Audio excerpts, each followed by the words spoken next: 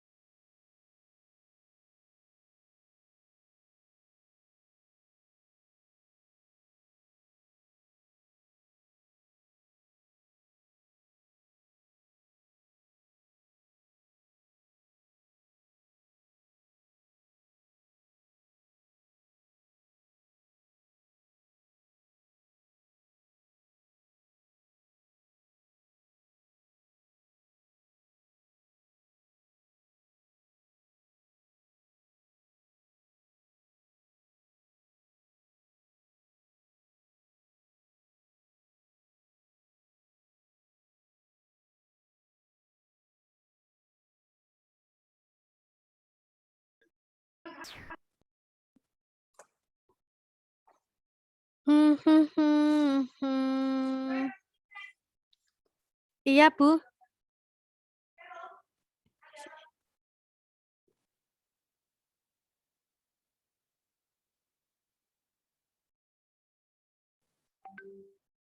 Baik, anak-anak selamat siang.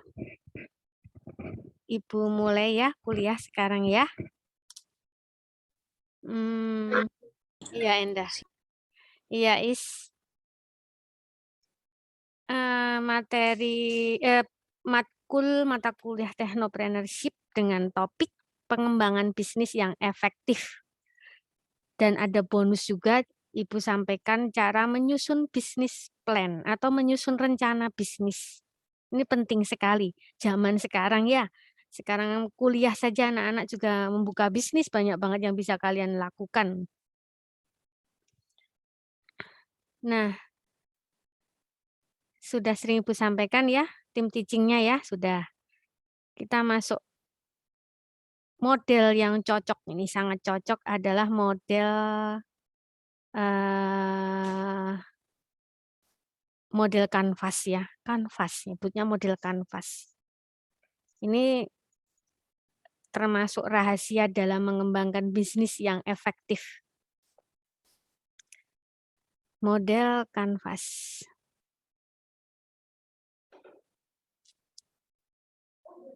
Sambil admit. Jadi sebuah bisnis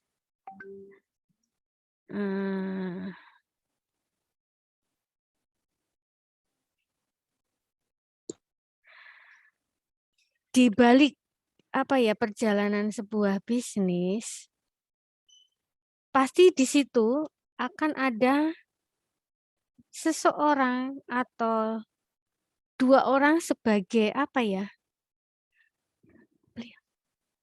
siapa nyari siapa? Pak Rizal Ibu Vero belum ketemu ya? Iya, iya. Jadi pada saat kita melakukan atau bisnis sudah berjalan, itu tentunya ada seseorang atau siapapun di situ yang menjadi hebat, harus hebat, harus hebat. Untuk apa? Untuk mengatur dan mengoperasikan agar bisnis terus berkelanjutan, berjalan, berkembang bahkan. Nah, untuk memastikan agar bisnis yang kita jalani ini tetap on track, sesuai, konsisten dengan arah tujuannya, maka diperlukan apa yang namanya strategi dan manajemen yang baik bersama tim di situ. Ya, di situ. Entah timnya satu orang, dua orang, tapi kan jadi tim ya. Meskipun Bu Vero ini juga sedang melakukan bisnis yang sedang Bu Vero jalanin dengan sendiri, tapi tetap aja meskipun itu bukan tim, Ibu butuh orang untuk memberikan saran. Nah, intinya gitu. Tim solid atau tim istilahnya tim pakem di situ memang tim sesuai struktur organisasi atau tim-tim di luar itu juga termasuk tim Ibu Vero pikir karena menjadi pemberi nasihat ya. Nah, itu kuliah kapan Bu Vero itu memberitahu itu. Nah, supaya strategi, jadi diperlukan strategi dan manajemen yang baik supaya bersama orang-orang tersebut supaya bisnis itu berjalan dengan berkelanjutan dan berkembang. Untuk mencapai target tentunya, goal atau target yang diinginkan. Target hari ini, bulan ini menjual barang sejumlah 1.000 pieces misalnya. Ternyata 1.000 lebih. Nah, itu sudah sudah lebih dari target. Berarti goal usaha, tujuan kita, goal, target kita, goal. Salah satu cara yang paling efektif yaitu ini, model kanvas ini. Menerapkan bisnis model kanvas ini. Apa itu bisnis model kanvas? Adalah pengertiannya adalah kerangka kerja yang membahas model bisnis. Kemudian disusun untuk menjelaskan, memvisualisasikan, dan menilai agar dapat mengerti dan dipahami, dimengerti dan dipahami dengan mudah, ya. Apabila mudah dipahami, sistem kinerja menjadi lebih optimal.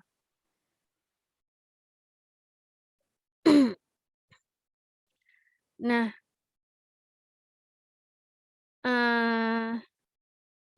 tujuan dibuatnya model bisnis ini, khususnya model Canvas ini, untuk memvalidasi nilai, value.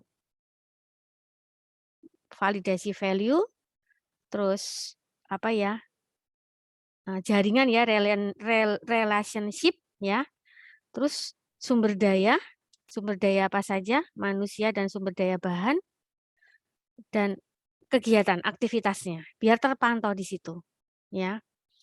Nah, rencana bisnis untuk mencapai target seperti keuangan, nanti targetnya, hasil yang didapatkan, dan target marketingnya, target hasil yang didapatkan, keuangan kan, hasil didapatkan atau pembiayaan atau apa, jadi sirkulasi keuangan, tuh, goal sesuai target, kemudian bagaimana marketingnya, cara pemasarannya. Ini bisa belajar dengan Bu Rida. Bu Rida itu juga di unit marketing itu bisa belajar di sana bagaimana cara mendapatkan, bagaimana saya target Bu Rida adalah misalnya apa, bagaimana cara dia menyebar leaflet, bagaimana dia menyebar brosur, mungkin ada presentasi, nah, itu seperti itu.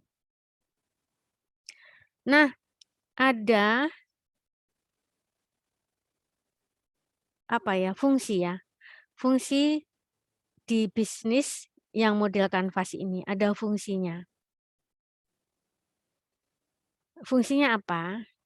Jadi, perancangan bisnis model Canvas ini, kita sebutnya BMC ya, bisnis model Canvas, tidak hanya menguntungkan dari segi efisiensinya saja, karena masih ada fungsi lainnya. Nah, beberapa fungsi ini dikelompokkan berdasarkan elemen model bisnis. Kategorinya yang di depan itu. Jadi, elemennya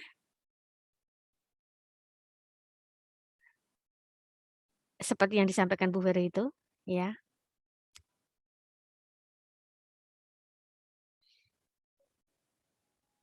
Mungkin masuk tuh desirability, itu kategori yang berisikan elemen yang mendeskripsikan target, goal bisnis, target bisnis. Meliputi customer segment, pasar konsumen, kelompok konsumen, mana target yang mau diingat. Misalnya, menjual bubur bayi, berarti target konsumennya adalah ibu-ibu yang punya bayi dan bayi itu sendiri, istilahnya gitu. Terus ada value proposition-nya dan customer relationship-nya, ya. Nah, terus visibility, kategori ini berisikan elemen yang mendukung terrealisasinya goal bisnis, seperti channelnya, apa ya, key resources-nya. Jadi kalian harus punya apa ya, resources itu sumber ya, sumber-sumber barang, sumber tenaga kerja yang Anda harus punya. Terus key activities-nya dan key partners-nya. Itu juga bisa. Jual ini tapi punya partner, kan jadi bisa mengembangkan bisnis, bisa memperpanjang pasar, memperluas pasar, memperpanjang jaringan. Viability.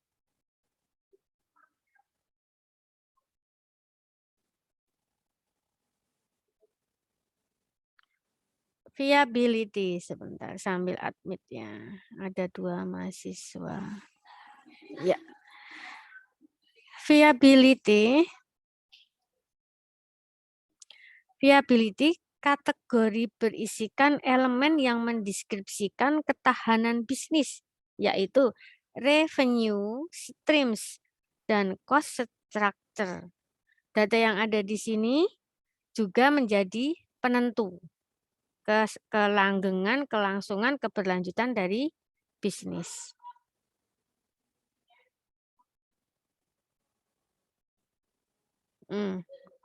Nah, ada beberapa elemen di model kanvas.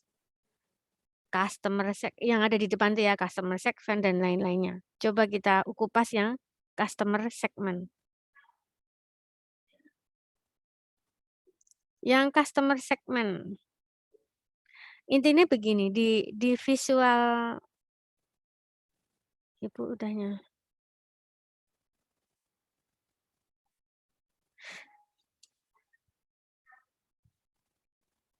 Customer segment ya. Untuk elemen customer segment, jadi target audiens yang ingin disasar, ditembak, dibidik. Sambil admin ya Bu Vero ya. Target customer pasar yang ingin dibidik oleh perusahaan kalian, perusahaan kita, harus benar-benar memahami siapa target tersebut. Dari jenis kelamin, usia, kehidupan sosialnya, status sosialnya ya, dan lain-lain. Yang masih berhubungan untuk mengklasifikasikan secara individu. Misalnya, sebuah misalnya nih, sebuah home production ya, home production menyediakan 2 konten untuk 2 segmen penonton yang berbeda. Konten pertama membidik penonton yang lebih mengutamakan sinematografinya, sedangkan konten kedua membidik penonton yang lebih mengutamakan jalan cerita jika kalian membuat konten YouTube nih. Sekarang ini kan lagi terkenalnya YouTube. Nah, terus kita harus pelajari pasar itu. Kebanyakan pasar itu lebih mengkonsumsi apa, intinya seperti itu tuh customer segment. Nah, sekarang yang kedua tuh value proposition. Yang value proposition. Tentukan keunggulan dari produk atau jasa yang akan kita pasarkan sejak awal. Keunggulan dari produk kita yang akan kita tawarkan ke pasar sejak dini ya. Keunggulan ini harus sesuai dengan target audiens agar kita mampu memenuhi keinginan dan kebutuhan mereka. Cari keunggulan yang benar-benar orisinal untuk membedakan bisnis kita dengan yang lain, dengan kompetitor. Kita kan kompetisi ya, jual bubur bayi, enggak cuman kita saja, tidak hanya kita, banyak yang jual bubur bayi dengan merek masing-masing. Nah, itu kompetitor kita. Tapi kita berikan keunggulan kita apa? Yang orisinil. Gitu. Dan kemudian yang customer relationship.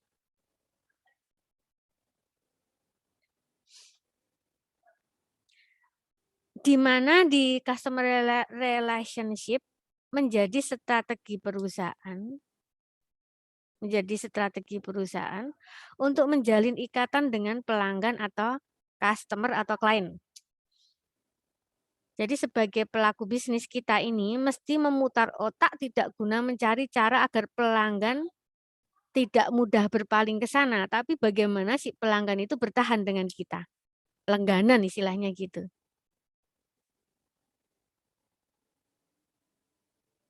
Caranya apa? Caranya yaitu meningkatkan dan menjaga kualitas produk kita. Ya bubur bayinya tadi jangan dikurangi bahan-bahannya, jangan dikurangi bumbu-bumbunya untuk mendapatkan keuntungan yang besar. Tapi tetap pertahankan itu, meskipun keuntungan kecil, tapi pelanggan setia terus, tidak berpindah dari kita, itulah keuntungannya. Jangan mengurangi dari bahan. Terus secara emosional, secara psikis, melayani pelanggan dengan apa ya, serasa pelanggan itu, pembeli itu raja. Apa ya, dipuji, disanjung, disapa baik, nanti kan betah. Seperti Bu Vero kalau beli di mana, ada beberapa tempat yang Bu Vero sudah Bu Vero beli sayur mentah. Di sini ABC. Di A orangnya tidak ramah, harganya murah. Di B orangnya ramah, harganya sedang-sedang saja. Di C orangnya harganya mahal, tapi orangnya ramah dan dekat dengan Bu Vero, dekat tempatnya dilewati Bu Vero. Ambil itu Bu Vero karena apa? Ramah. Meskipun harganya mahal. Dekat. Nah, ramah karena dia si penjual itu menjaga psikis dari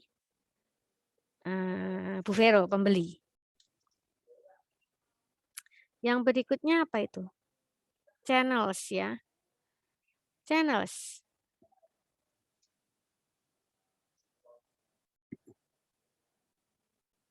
Channels itu bisa sebagai penjembatan, penghubung antara perusahaan dengan pelanggan. Jadi channels ini berhubungan langsung dengan pemasaran dan penjualan produk atau jasa. Yaitu dengan menyampaikan value proposition kepada customer segment secara tepat, ya channel ini. Namanya channel ini. Mempertahankan channels ini.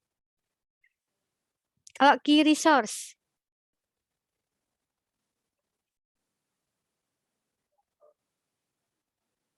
apa saja yang diperlukan perusahaan supaya bisa merealisasikan value proposition tadi?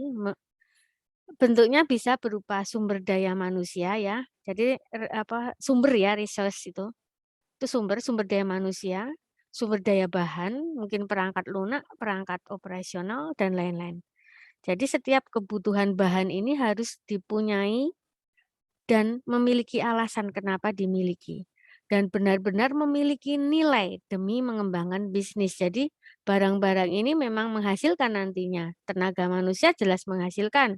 Terus perangkat lunak, perangkat operasional misalnya Bu Vero jual bubur bayi ya mungkin wajan. Atau panci, kompor, tabung gas, gerobaknya karena mau jualan di tepi jalan misalnya. Itu perangkat-perangkat atau key resource yang perlu kita miliki. Bahan-bahan yang kita pakai dan benar-benar itu menghasilkan. Key activities. Semua aktivitas atau kegiatan yang perlu dilakukan untuk merealisasikan, untuk memperoleh target, untuk mencapai target. Target dari usaha kita. List aktivitasnya atau kegiatan yang harus berhubungan dengan produktivitas bisnis kita. Misalnya melakukan riset keinginan dan kebutuhan konsumen. Apa saja di list. Mengembangkan produk, bagaimana cara mengembangkan produk, kegiatan-kegiatan itu dengan cara apa? Mungkin ikut ikut seminar, ikut apa untuk yang berkaitan dengan bisnis kita. Meningkatkan kualitas produk tadi, mendistribusikan produk sesuai segmen yang sudah ditentukan. Aktivitasnya marketing, aktivitas itu. Key partnership. Key partnership merupakan pihak yang menjadi penentu jalannya sebuah bisnis. Partnership ya, partner. Fungsinya ini untuk melakukan pengorganisasian suatu produk atau jasa. Adanya ini, key partnership dapat meningkatkan efisiensi dan efektivitas. Ya. Jadi nanti bisa menciptakan siklus bisnis yang sehat. Kita butuh tetap meskipun dalam partnership-nya itu ya sama-sama penjual bubur, tidak masalah. Kita selalu belajar studi banding, kita selalu mencari ilmu dengan dia, diskusi ya. Nanti sama-sama berkembang, bagus. Yang berikutnya, kedua dari terakhir ya. Revenue streams. Yang merupakan bagian paling vital. Tentunya sebuah bisnis dibangun untuk mendapatkan revenue, yaitu pendapatan hasil penjualan. Ya, pendapatan hasil penjualan. Hasil ini kemudian harus disusun menjadi data yang super lengkap. Jangan sampai ada yang terlewat sama sekali. Jumlah revenue yang didapatkan bisa menjadi apa ya, pembelajaran ya, apakah setiap sumber daya manusia yang menjadi bagian dari perusahaan dan alat operasionalnya, sumber alat, sumber bahan yang digunakan sudah bekerja secara maksimal atau belum. Karena ada pembiayaan juga untuk tenaganya baik, dibayar, tapi mereka sudah memberikan hasil belum? Alat itu juga ada biayanya, biaya perawatan, tapi sudah menghasilkan produk sudah memproduksi lebih baik belum? Mencapai target enggak hasilnya nanti? Yang terakhir, cost structure.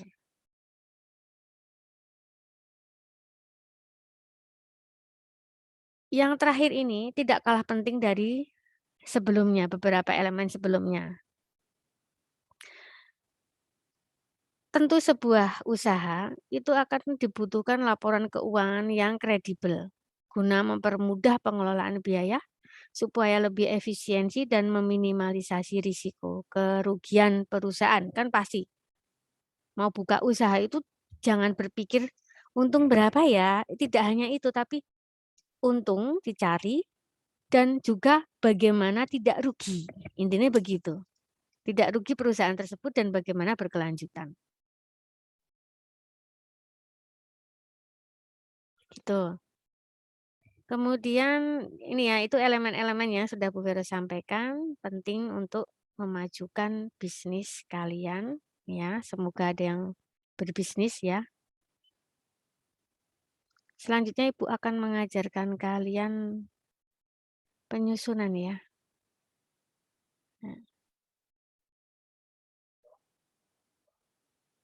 Nah, ini persiapan sebelum dan saat membuat bisnis plan. Tadi Ibu mengajarkan untuk pembuatan bisnis plan kan? Ya, menyusun bisnis plan ya. Sekarang ada persiapannya sebelum dan saat membuat bisnis plan.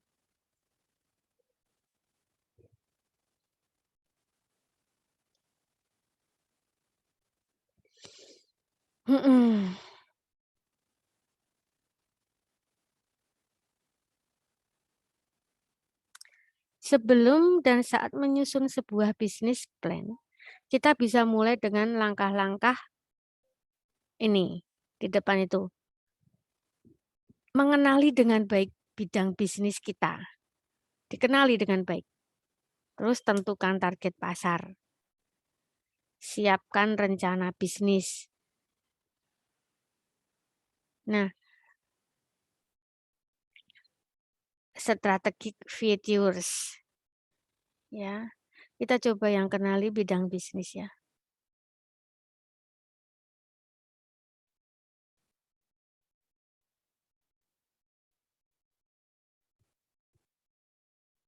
Sampai siapkan rencana bisnis saja. Ini enggak usah ini. Nah, kita pakai ini. Kurang besar ya. Pakai, wah, 36. Ya, kenali bidang bisnis ya. Kenali bidang bisnis yang akan kalian geluti. Meskipun sudah jalan, tetap harus selalu mengenali bidang bisnis kita. Pertama harus dilakukan tentu saja mengenal terlebih dahulu bisnis yang akan kita jalankan. Juga harus tahu bagaimana detail bisnis tersebut. Nanti kalau keluar masuk lagi anak-anak ya. Ya, Bu. Jadi untuk mengenali bidang bisnis itu paling tidak mengenali kekuatan dan kelemahan bisnisnya ini di usaha ini. Kemudian juga membaca peluang yang ada serta kompetitornya. Sekarang ini kalau di sekarang ini yang Ibu lihat ya, adalah yang sedang gencar itu adalah penjualan ini yang kencang itu penjualan baju gamis sama hijab ya. Itu kenceng banget nih. Sama sepatu sport ya Ibu lihat itu. Sering Ibu lihat ada sama mebel minimalis ya. Furniture minimalis. Nah itu seperti itu. Pelajari baik. Kemudian yang menentukan target pasar. Menentukan target pasar,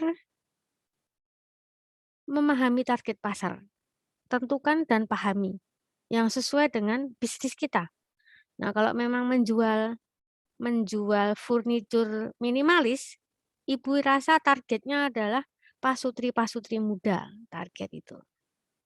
Begitu. Nah, intinya sesuaikan rencana bisnis dengan target pasar. Dengan demikian kita bisa menyusun nanti rencana dan strategi yang tepat di bisnis plan kita nanti. Nah, kalau yang siapkan rencana bisnis, ya siapkan siapa saja yang diajak buat merealisasikan rencana bisnis yang tertuang dalam bentuk proposal tentunya. Nanti ada ditulis rencana bisnisnya apa juga nanti ada ada apa ya? Ada narasinya rencana bisnisnya.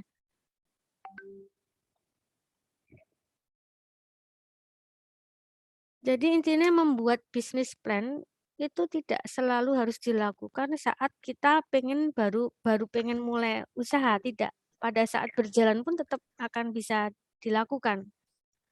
Ada beberapa usaha yang tidak perlu membuat sebuah rencana bisnis sih, misalnya usaha apa ya, usaha kecil-kecilan ya, tapi lama-lama membesar. Pertama kayak Bu Vero dulu pernah membuat manik-manik gelang, bros, apa ini untuk hiasan jilbab, anting, kalung, tasbih, rosario, itu Ibu titip di Mirota, terus toko-toko rohani. Awalnya kan kecil-kecilan, terus lama-lama membesar, Ibu membuat bisnis plan. Akhirnya sekarang dikerjakan orang lain. Maksudnya tim yang mengerjakan. Ibu sudah lepas, tapi punya rencana bisnis tadi, bisnis plan tadi. Udah punya tim, meskipun timnya hanya 1, 2, 3, tapi kan itu sudah merupakan tim. Begitu.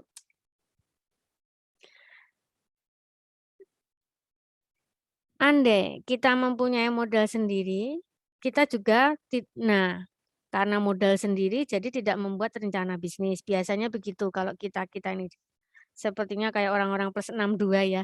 Orang modal-modal sendiri ngapain bikin bisnis plan. Kalau Bu Vera tetap meskipun modal sendiri ada, karena nanti ada aktiva pasif, ada aktif, ada pembiayaan, biaya keluar, biaya bahan, biaya apa itu biar kita tahu. Ada modal, ada pemasukan berapa, kita untung atau rugi kan terlihat di situ. Nah, ini kebiasaan yang tidak membuat itu biasanya memang yang modal sendiri. Tapi ada baiknya modal sendiri pun harus membuat supaya apa? Untuk kelangsungan usaha kita itu perlu perlu apa untuk mempertahankan, untuk mengembangkan itu perlu apa? Apa yang harus di-cutting, apa yang harus ditambahkan. Karena apa? Pada saat membuat rencana bisnis matang, bahkan sampai matang, mentok sampai maksimal, hal ini akan membantu bisnisnya terstruktur, terorganisir. Jadi pada saat kita mau lepas dalam arti Bu Vero mau buka cabang yang di sini itu sudah tertata, ada planningnya di situ, ada bisnis plan-nya. Jadi tinggal orang-orang itu kita briefing untuk bisa nyelesain. Gitu. Siapapun itu kalian bisa mulai modal kecil. Kan manik-manik itu waktu itu beli di Joli. Toko-toko manik-manik berapa saat itu per on ada, yang per enteng ada, itu hasilnya lumayan. Karena ternyata sekarang bisa jadi apa itu pengikat masker ya. Nah, Ibu dulu bikin gelang zaman tahun berapa itu. Sekarang istilahnya gelang sudah mulai ada yang membuat apa tuh ini pengikat masker.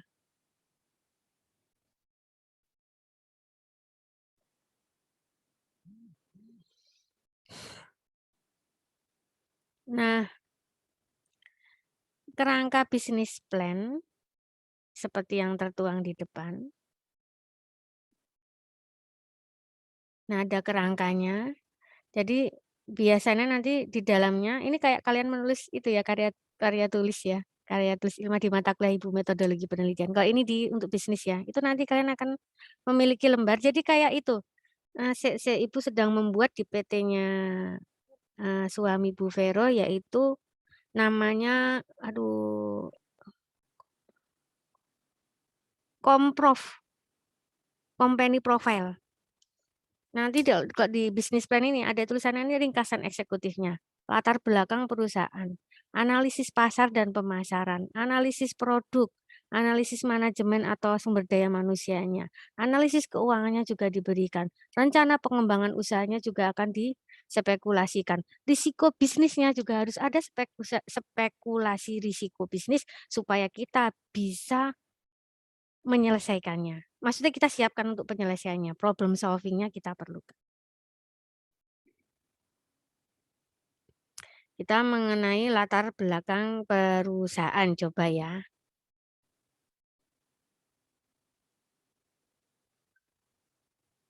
Atau yang ini ringkasan dulu, ringkasan eksekutif mungkin isinya bisa jadi isinya nanti di sini adalah menceritakan tentang bisnis yang bakal dijalankan. Narasi kita ceritakan. Bu Vero kan bikin komproh tentang PLTS untuk PJU, penerangan jalan umum tapi menggunakan surya ya, tenaga surya. Nah, ini juga Ibu bikin komprohnya itu ada isinya di situ menceritakan tentang bisnis ini, tentang PLTS ini diceritakan. Di sini juga untuk ringkasan eksekutifnya menceritakan tentang bisnis yang bakal dijalankan. Di sini bisa kita perlu mendeskripsikan bisnis kita, inovasi yang ada, PLTS-nya Bu Vero juga ada inovasinya apa, serta kapan bisnis akan dimulai, bisa.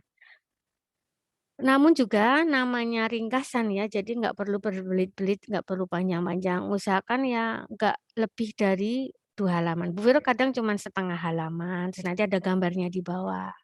Atau kalau memang sehalaman, nanti ada gambarnya di belakangnya, tulisan. Ya nanti komprofnya ada kok.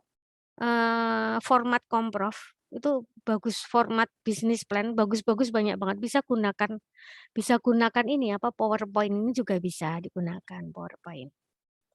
Ya 1 maksimal 2 lembar, 2 halaman ya.